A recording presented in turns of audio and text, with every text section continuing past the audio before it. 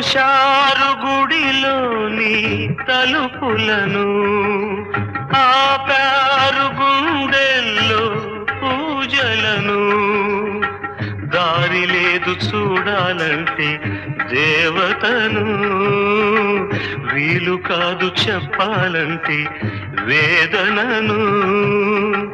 కలతైపోయే నా హృదయం, కరువైపోయే ఆనందం.